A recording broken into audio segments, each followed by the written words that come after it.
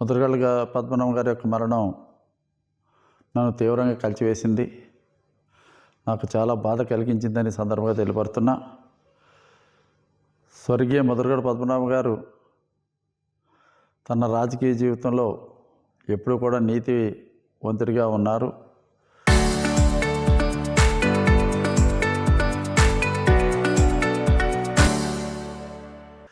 ఎప్పుడు కూడా స్వార్థం లేకుండా పనిచేసినటువంటి ప్రజానాయకుడు, రాజకీయ నాయకుడు పద్మనాభం గారిని ఈ సందర్భంగా తెలియపరుస్తున్నా. ఎప్పుడు కూడా ఆయన వ్యక్తిగత స్వార్థం గురించి ఏ చిన్న పోరాటం కానీ ఏ కార్యక్రమం కూడా ఆయన చేయలేదు. ఎప్పుడు కూడా సమాజ శ్రేయస్సు కోరే ఆయన ఎన్నో పోరాటాలు చేయడం జరిగింది. ఆయన ఉన్నటువంటి పదవుల్లో నుండి కూడా ప్రజా సమస్యల మీద చాలా పెద్ద పెద్ద పోరాటాలు చేసినటువంటి గొప్ప ధైర్యశాలి పద్మనాభం గారని ఈ సందర్భంగా తెలియపరుస్తున్నా. తను చేసేటువంటి పోరాటాల మూలంగా తనకి రాజకీయ పరంగా నష్టం వస్తుందా లాభం వస్తుందా అన్నటువంటి ఆలోచన ఏ రోజున కూడా పద్మనాభం గారు చేయలేదు. మనం ఒక మంచి కార్యక్రమం మీద పోరాటం చేస్తున్నాం, ఇందులో మనకి రాజకీయంగా నష్టం వచ్చినా లాభం వచ్చినా పర్వాలేదు, సమాజానికి మంచి జరగాలన్నట్టు ఒక తపనతోటే ఆయన ఎప్పుడు కూడా పోరాటాలు చేసుకుంటూ ముందుకు సాగారని సందర్భంగా తెలియపరుస్తున్నా.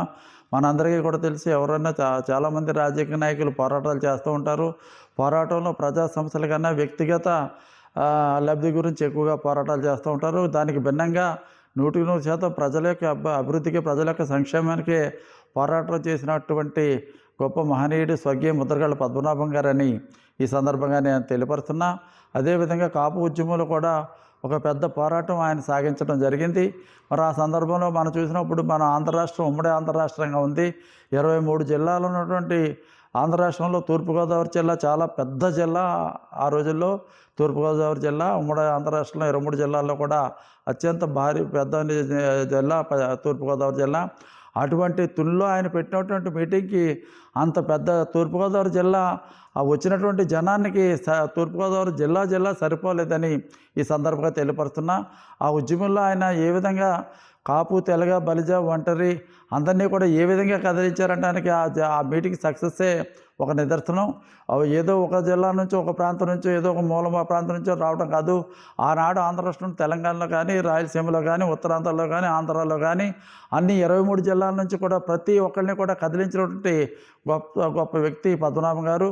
ఆ విధంగా మామూలుగా రాజకీయ మీటింగులు జనరల్గా లక్షల మందితో జరుగుతూ ఉంటాయి. కానీ ఒక పోరాటంలో అంత పెద్ద ఎత్తున అన్ని లక్షలాది మంది ప్రజానీకం వచ్చారంటే పద్మనాభం గారు ఆ రోజున ఏ విధంగా ప్రజలను చైతన్యపరిచారు, ఏ విధంగా రాష్ట్రం నలుమూల నుంచి కూడా 23 జిల్లాల నుంచి కూడా మరి ప్రజలను రప్పించగలిగారంటే ఆయన యొక్క సమర్థతకి, ఆయన యొక్క పోరాటంలో చిత్తశుద్ధికి ఆ మీటింగ్ విజయవంతమే ఒక నిదర్శనమైన సందర్భంగా తెలియపరుస్తున్నా.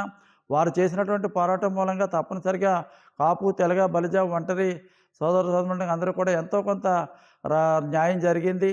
విద్య పరంగా కానివ్వండి, లోన్లు ఆర్థిక పరంగా కానివ్వండి, ఎడ్యుకేషన్ పరంగా కానివ్వండి, తప్పనిసరిగా వారు చేసినటువంటి పోరాటం మూలంగా మరి పద్మనాభం గారు చేసినటువంటి భారీ పోరాటం మూలంగా కొంత లబ్ధి చేకూరినటువంటి మాట వాస్తవం.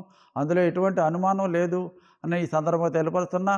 చిత్తశుద్ధితో నిస్వార్థంగా, స్వార్థం లేకుండా తనకు మంచి జరుగుతుందా చెడ్డ జరుగుతుందా, దీనివల్ల నష్టం వస్తుందా లాభం, వ్యక్తిగతంగా నష్టం జరుగుతున్నప్పటికీ కూడా మరి నేను చేసేటువంటి ఉద్యమం పేద వర్గాల వారు చేస్తున్నాం.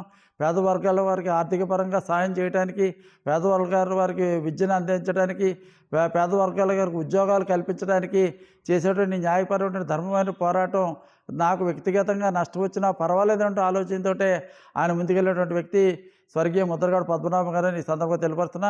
నేను ఖచ్చితంగా చెప్పగలను, ఈ రోజు ఉన్నటువంటి రాజకీయ నాయకుల్లో కానివ్వండి, ఈ రోజు ఉన్నటువంటి ప్రజానాయకుల్లో కానివ్వండి, ఏ వ్యక్తి కూడా పద్మనాభం గారిలాగా అంత నిస్వార్థంగా ధైర్యంగా చేయగలిగినటువంటి వ్యక్తులు మరొకరు లేరు.